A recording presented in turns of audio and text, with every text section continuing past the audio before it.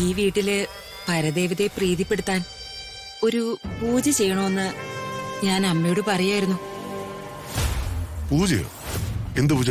അല്ല, ഒരു സർവേശ്വരി പൂജയും ഒരു മഹാഗണപതി ഹോമവും നടത്തിയാ മതി. അത് നല്ല കാര്യം, നടക്കട്ടെ. ആ കാര്യങ്ങൾ തീരുമാനിച്ചിട്ട് നിങ്ങൾ താഴേക്ക് വാ. ഞങ്ങൾ ഇപ്പൊ വരാം, നിങ്ങൾ ചെല്ലും. ശരി രാജു.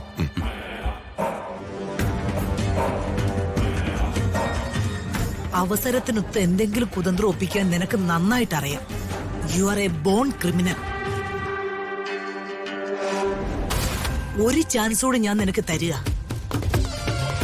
അത് നിന്റെ അച്ഛനെയും പ്രതാപനെ ഓർത്ത് മാത്രമാ.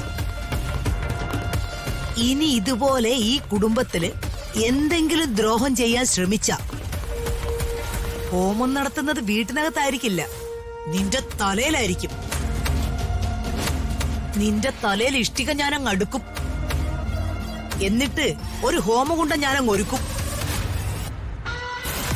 വിറകിട്ട് കത്തിച്ച് നെയ്യൊഴിച്ച് ഒരു അന്ധകാര ഹോമം അങ്ങ് നടത്തും. മനസ്സിലായോടി?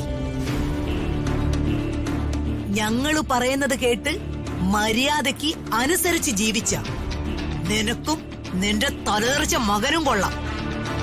ഇല്ലെങ്കിൽ എല്ലാം പറഞ്ഞതുപോലെ.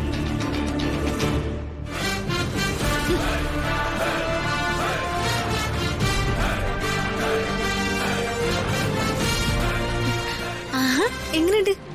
സന്തോഷായോ? ഇതൊരു സാമ്പിൾ വെടിക്കെട്ട.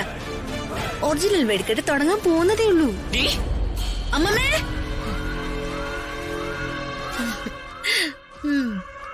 വിറച്ചു പോയല്ലേ? കുടിക്കാൻ വെള്ളം വേണോ?